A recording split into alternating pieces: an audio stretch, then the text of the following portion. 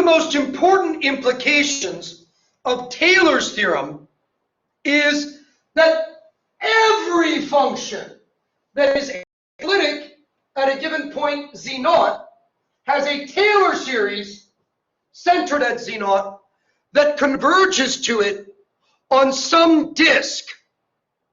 All right? So because of that, we can use Taylor series to classify all analytic functions, no matter how complicated they are. All right? No matter whether or not we can express them as a finite combination of functions we're used to, all right, functions that come up in differential equations where we have no idea what their behavior is. If they're analytic at z0, then they have a Taylor series centered at z0. So if I can prove that something's true for all Taylor series centered at z0, then I know that it's true for this function as well. All right? This becomes a very useful fact in analytic function theory. Taylor series are something that we can assume.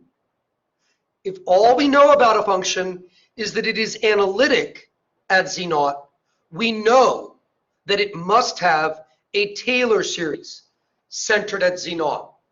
Moreover, we know that we can integrate and differentiate that Taylor series term by term as many times as we like, as long as we stay within the disk of convergence of the Taylor series.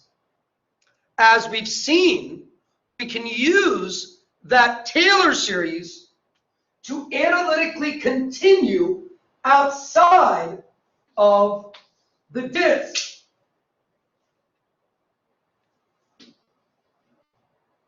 So remember that the only thing that limits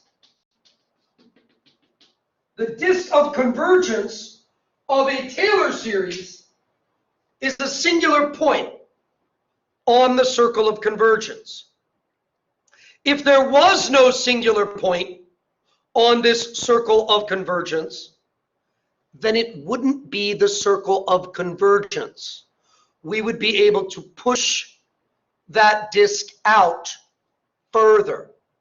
Taylor's theorem assures us that the Taylor series will continue to converge until we hit a singular point.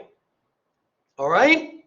And then once we hit that point, in any direction from z0, the whole series is down. All right? So suppose that I had a point, a singular point in this function here.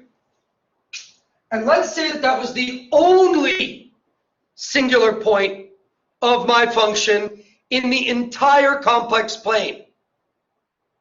Well, if I choose to make a new Taylor series centered at this point, so what would I do? I need the value of the function at that new point, the pink point, and I need all of its derivatives there. The Taylor series contains all of that information because the pink point lies within the disk of convergence. It gives me immediate access to the function and all of its derivatives there. That's all the building blocks required to construct a new Taylor series centered at this point. We said that the only singular point in this function in the whole plane was that one.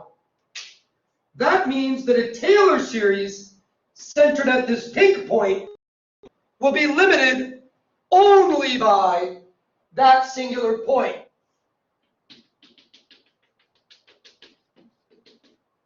So it will converge on a larger disk like that,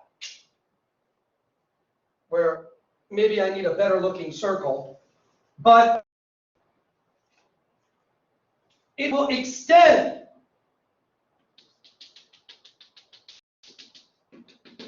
don't know if that's better looking. Anyway, all right, it is a disk centered at the pink point whose radius is equal to this distance. All right, and now I've got a bigger disk, and I could analytically continue again by picking a new point. And now I would have another disk that allows me to explore different parts of the plane. Okay? So in this way, the Taylor series, the original Taylor series that we started with, only gives us direct information about the function within the disk of convergence. At the same time, it also encodes information about the behavior of this function everywhere in the whole complex plane. All right? As I've said before, there is an important caveat to that statement that has to do with branch cuts. All right? Instead of just being a singular point, if this was a branch point in the function associated with a branch cut that went like that, the disk, the original disk on which my Taylor series converges, has no knowledge of that branch cut. In fact, it's not possible for it to have any knowledge of that branch cut.